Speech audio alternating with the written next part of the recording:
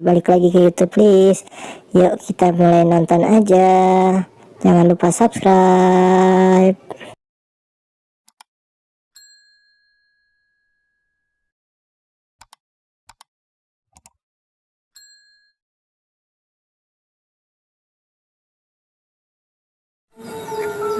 Tepatnya di Jakarta 2024. Pagi itu, warga sibuk memandikan jenazah pria konglomerat yang mati mengenaskan.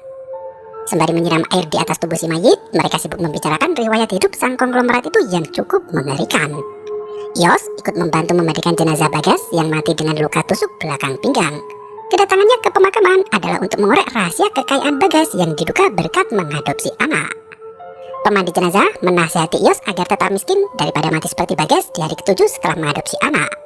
Yos menanyakan di mana keberadaan anak angkat Bagas. Tampaknya pria itu hendak mengadopsi anak itu juga agar ketularan jadi kaya raya. Sang pengurus jenazah sampai risih menjawab semua pertanyaan Yos yang hanya membicarakan soal harta. Karena penasaran, salah satu petugas bertanya di mana Yos mengenal Bagas.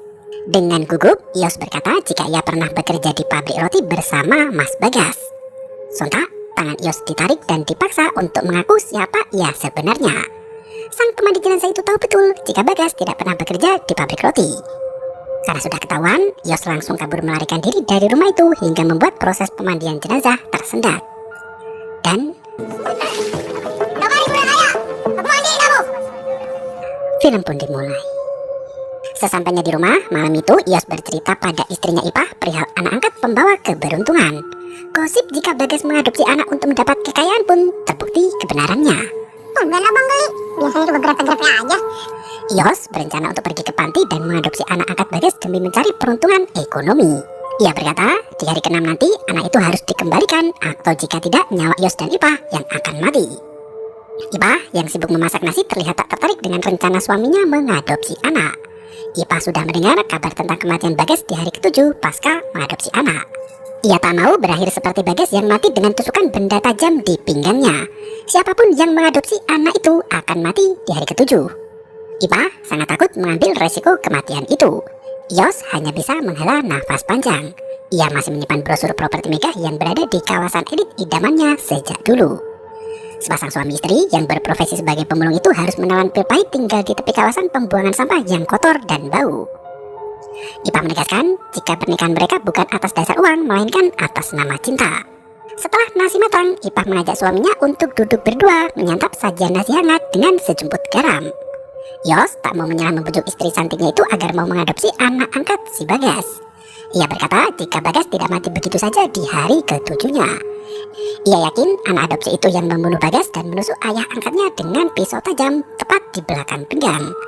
Yos berkata mereka bisa mengadopsi anak itu selama 6 hari dan di hari ke-7 hendak dihabisi. Ipah langsung istighfar mendengar niatan jahat suaminya. Yos semakin ngegas dan berkata jika anak angkat Bagas bukan anak manusia, melainkan anak setan yang bisa memberi kekayaan instan ibarat pesugihan. Ipah masih menolak dengan ide suaminya yang bersikeras mengadopsi anak. Tak berselang lama, terdengar suara ketukan pintu yang sangat kencang. Yos langsung mematikan lampu dan meminta Ipah untuk diam sejenak. Sugeng berteriak dari luar pintu meminta tunggakan uang sewa yang sudah berjalan 3 bulan. Sugeng mengancam akan membunuh mereka berdua jika tidak melunasi hutang dalam waktu 3 hari. Ia menyiram cairan ke bawah pintu reot itu yang mengalir masuk ke dalam rumah.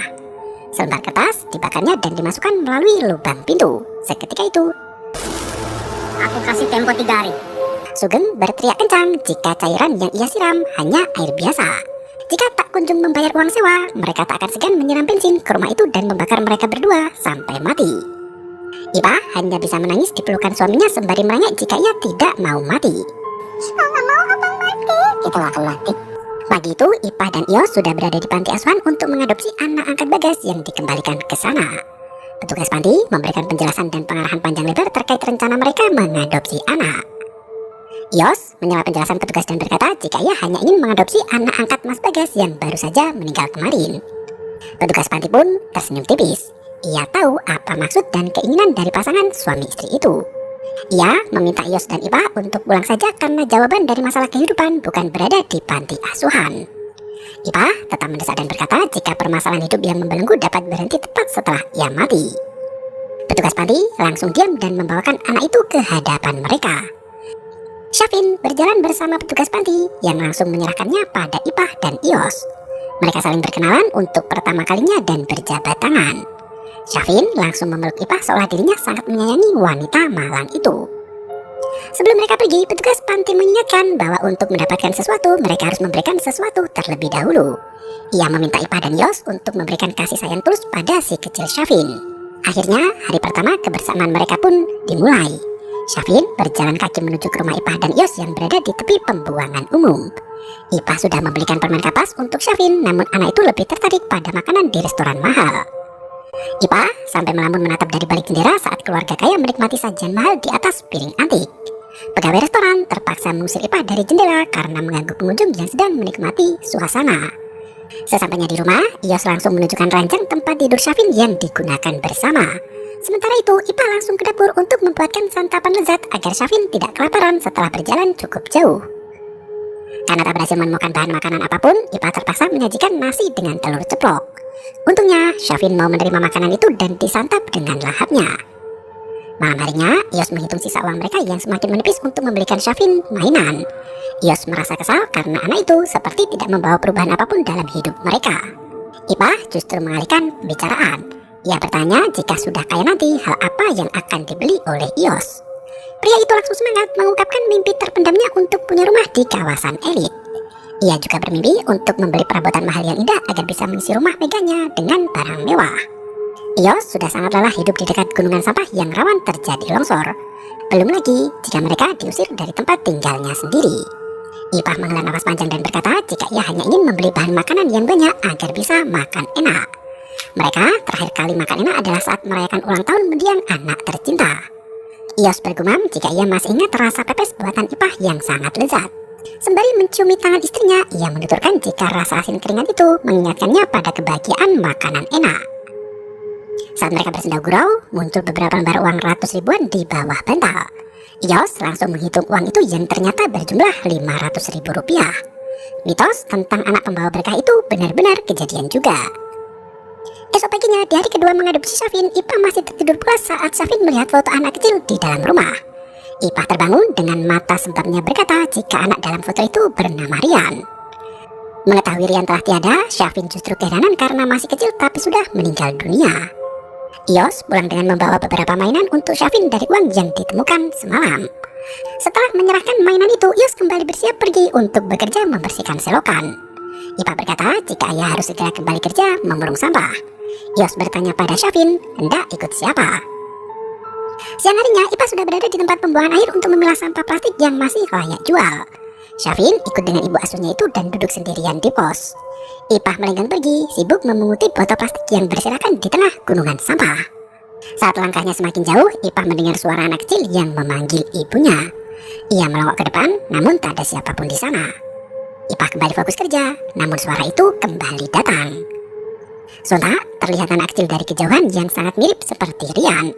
Anak itu melambaikan tangan ke arah ibunya, sementara truk sampah berjalan mundur tepat ke arah anak malang itu. Ipah yang kebingungan hanya berdiri mematung dan diam membisu. Seketika itu, saat ia membuka mata, suara klakson berubah menjadi tawariang anak kecil. Ternyata Syafin bermain di jalur truk sembari mengangkat mainan barunya tinggi-tinggi. Anak itu tak menyadari ada truk besar yang berjalan mundur ke arahnya. Tak mau mengulang kesalahan yang sama, kini Ipah berlari kencang menantang maut untuk menyelamatkan anak semata wayang. Tanpa ragu, Ipah menyeret anak itu dan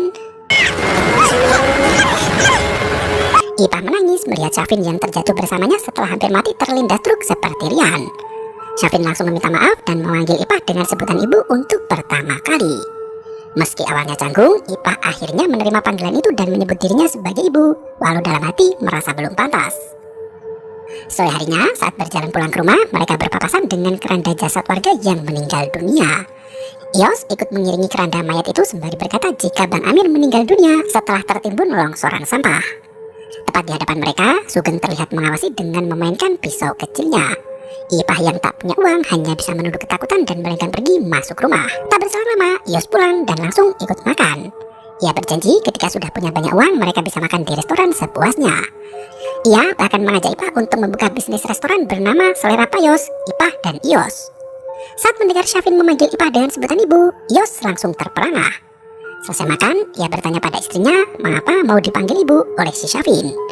Ia kembali mengingatkan bahwa tujuan mereka mengadopsi Syafin adalah karena uang, bukan karena kasih sayang.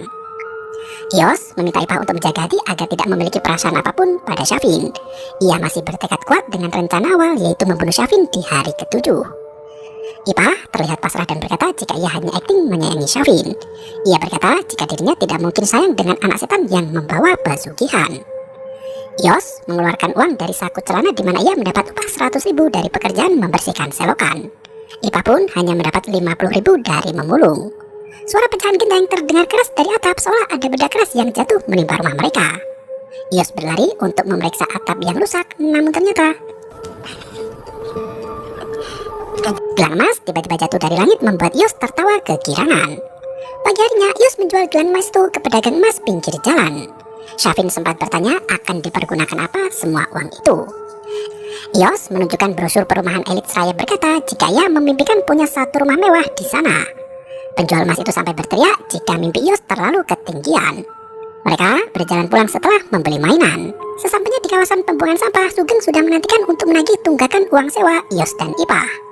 Sugeng pun tak mau kehilangan momen untuk menodongkan senjata ke leher pria itu meski ada anak kecil di sampingnya. Yos langsung membayar semua uang tunggakan itu dan memberi uang tambahan pada Sugeng. Tambahnya buat abang bibir rokok mah. Alih-alih mengancam dengan sajam, Sugeng justru tersentak mendapat uang sebanyak itu dari Yos.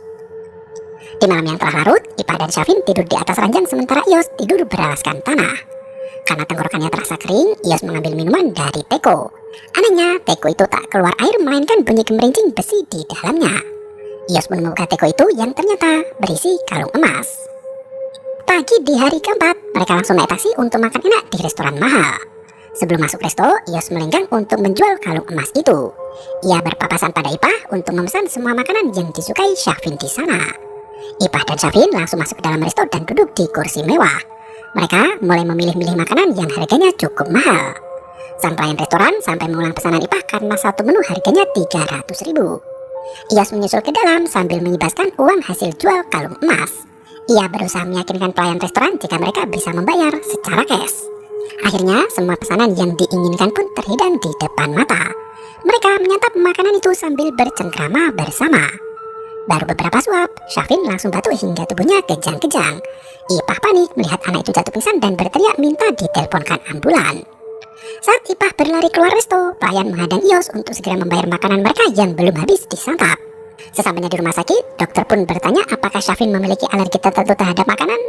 Ipah baru ingat jika anak itu alergi kacang. Yos langsung menyalahkan Ipah yang tak hati-hati saat memesan makanan yang membuat anak itu sakit parah.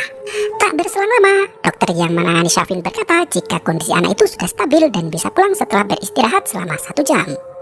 Untuk membayar restoran, Yos sudah merogoh kocek sebesar Rp800.000 dan untuk pengobatan rumah sakit menelan biaya Rp850.000. Kini sisa uang Yos hanya tinggal Rp50.000 saja dari hasil jual kalung emas. Malam harinya Yos tak bisa tidur karena memikirkan cara mendapat uang lebih banyak. Ia menunggu tanda-tanda kemunculan harta yang tak kunjung terlihat meski Syafin dan Ipah sudah tertidur lelap. Hingga saat pagi menjelang, tepat di hari kelima Syafin diadopsi, hujan deras mengguyur tempat pembuangan sampah hingga air masuk ke dalam rumah. Yos dan Ipah tak bisa berangkat kerja karena hujan yang melanda tak kunjung berhenti. Atap rumah mereka bocor sana-sini hingga terpaksa ditampung menggunakan panci untuk memasak. Karena tadi malam tak ada harta yang turun, Yos kembali berdebat dengan Ipah perkara nasib mereka ke depan. Ipah memohon pada suaminya agar Syafin tidak dicelakai. Mimpinya adalah untuk mendapat pengganti anaknya Rian yang kini sudah dapat dengan mengasuh Syafin. Yos justru meminta Ipah bahwa satu-satunya cara agar tetap hidup adalah dengan membunuh anak itu. Ipah langsung menangis dan berkata jika Rian masih hidup, anak itu sudah tumbuh besar seperti Syafin. Saat mereka berdebat panjang, terdengar teriakan dari dalam rumah diiringi dentuman atap yang bocor. Ternyata atap depan ranjang Syafin runtuh hingga air hujan langsung membasahi seluruh isi rumah. Yos rela basah kuyup naik ke atap demi menutup lubang yang menganga dengan kayu. Melihat brosur perumahan milik Yos terendam air, Syafin mengambil kertas brosur itu dan memberikan pada ayah sambung. Emosi Yos meledak dan langsung menampar Syafin sembari berteriak, "Mana duitnya?" Anak itu tersungkur ke tanah dengan hidung yang berdarah. Ipah tak henti menangisi nasib Syafin yang sangat malang, terjebak dalam dunia mereka berdua yang mengenaskan. Ipah mengusir Yos dari rumah seraya berkata jika anak itu sudah menyelamatkan hidup mereka dari terlilit hutan. Yos pun melenggang pergi dan baru kembali di malam hari. Yos mencari harta di beberapa tempat, namun tak juga menemukannya. Saat ganti pakaian, Syafin terbangun dari tidurnya dan tak henti memperhatikan gelagat Yos. Pria yang ketakutan itu sampai terduduk sambil memeluk pisau tajam, takut dibunuh oleh Syafin. Di hari yang cepat berlalu, Syafin sudah 6 hari hidup bersama Ipah dan Yos. Kali ini adalah penentuan apakah mereka bisa jadi kaya atau tetap melarat. Setelah hujan seharian penuh, pagi itu hanya tersisa gerimis rintik-rintik. Mainan kapal Syafin terbawa aliran air sampah yang mengenang melintasi depan ranjang. Syafin melenggang pergi untuk mengejar mainan kapal yang dibelikan oleh Yos. Karena Ipah dan Yos masih tidur, tak ada yang tahu kemana anak itu melangkah. Selang beberapa menit kemudian, Ipah terbangun mendengar suara pergerakan sampah yang semakin kencang. Saat ia melawak keluar pintu, ternyata anak sekecil itu sudah harus berjuang melawan timbunan sampah yang longsor mengubur hidup-hidup. Ipah lari kalang kabut mencari keberadaan Syafin di bawah tumpukan sampah itu. Yos berusaha menyeret Ipah menyingkir dari tempat itu karena longsor susuran bisa terjadi dengan kapasitas lebih besar lagi. Sampah yang menggunung tak mampu menahan beratnya air hujan yang menderas seharian kemarin hingga akhirnya longsor bergemuruh. Untungnya Ipah berhasil mendapatkan Syafin dan langsung memeluk tubuh anak yang tak berdaya itu. Tiba-tiba, setelah tertimbun kotoran sampah, Ipah, Yos, dan Syafin terbangun di sebuah rumah mewah yang sudah lama diimpikan. Seperti sulap dan sihir, Yos berlarian kemari memeriksa setiap ruangan yang penuh dengan furnitur mewah. Ipah memilih untuk membuka dokumen properti yang sudah atas nama mereka berdua. Yos tidur di kamar idamannya sementara Ipah merawat Syafin yang jatuh sakit setelah tertimbun longsor. Pagi harinya adalah yang ketujuh. Yos terbangun dengan senyuman lebar tanpa beban dan tanpa masalah. Karena tak memiliki bahan makanan, ia memilih menyantap apel langsung dari pohonnya di halaman depan rumah. Yos tak seperti kacang yang lupa kulitnya. Ia membawakan beberapa apel untuk Ipah yang tidur di kamar Syafin. Ipah masih marah pada Yos karena takut pria itu akan membunuh Syafin. Ipah menunjukkan tubuh Syafin yang tertidur lemah di atas ranjang dengan suhu yang sangat tinggi. Sembari mengusap lembut pipinya, Ipah berkata jika anak yang lemah itu tidak akan mampu membunuh seorang manusia dewasa sekalipun. Yos meninggalkan 2 buah apel di atas meja dan melenggang pergi tanpa kata-kata. Ternyata Yos menjual semua barang mewah di dapur untuk membeli makanan dan juga mainan. Malam itu Yos memberikan mainan kapal untuk Syafin sembari bersimpuh minta maaf. Pria itu seolah sedang merayu Ipah agar tak lagi menaruh curiga padanya. Ipah sampai berterima kasih pada suaminya yang kini sudah berdamai dengan keadaan. Yos turun ke ruang tengah dan tidur di sofa sembari melihat peragaan alat masak. Melihat pisau yang tajam itu, Yos teringat dengan jasad Bagas yang mati tertusuk benda tajam di belakang punggungnya. Terdengar suara dentuman benda tumpul dari arah dapur yang ternyata 2 buah karung berisi penuh uang lembaran. Dengan uang itu, Yos mulai merencanakan sesuatu. Ipah terbangun mendengar gelagar petir yang menyambar. Wanita itu langsung panik begitu Syafin menghilang dari sisi ranjang. Ipah berusaha keluar dari kamar namun pintu terkunci rapat. Ia tahu jika suaminya sedang berulah. Benar saja, anak itu diikat tangan, kaki, dan mulutnya sementara Yos sibuk menggali tanah di halaman. Dari balkon di kamar lantai 2, Ipah berteriak kencang meminta Yos untuk menghentikan semua kegilaan itu. Yos tak bisa mendengar teriakan Ipah karena hujan yang mengguyur semakin deras. Wanita itu terpaksa turun ke bawah melalui sudut balkon yang curam dan tajam. Sesampainya di bawah, Ipah langsung menyelamatkan Syafin dan membawanya lari keluar dari rumah megah itu. Yos yang baru selesai menggali kalang kabut menyadari si Syafin menghilang dari ruang tengah. Ia berlari menyusul Ipah yang ternyata pulang ke tempat pembuangan sampah. Yos memaksa Ipah untuk melepaskan Syafin sebelum mereka berdua yang akan mati. Karena Ipah sudah merasa jadi ibu bagi Syafin, ia berusaha untuk melindungi buah hati tercinta. Yos terus memaksa dan merebut anak itu hingga tiba-tiba menusuk bagian belakang pinggang Yos dengan pisau tajam seperti luka yang ada di tubuh Bagas. Yos tergeletak tak bernyawa tepat di depan istrinya yang masih menggenggam pisau tajam. Ipah langsung menyesali perbuatannya itu dan berusaha mencari bantuan. Yos memilih untuk pasrah dan merasakan sakitnya sendiri. Ia berpesan agar Ipah melanjutkan hidup bersama Syafin karena ia sudah mati untuk menebus harta yang diberikan. Ipah berkata jika ia tak butuh harta itu lagi karena rumah reot dan kebahagiaan Yos sudah bisa memuaskan hatinya. Yos tak bisa bicara lagi di mana nafas terakhir sudah dihembuskan. Ipah sampai lupa diri dan mengambil pisau untuk memberi pelajaran pada Syafin. Alih-alih membunuh anak itu, Ipah justru memilih untuk mengakhiri hidupnya sendiri. Ipah berkata jika dirinya pantas mati karena menginginkan sesuatu dari seorang anak. Syafin menangis sejadinya di hadapan jasad Ipah yang tak bernyawa. Ia mencabut pisau tajam di dada ibunya dan film pun berakhir.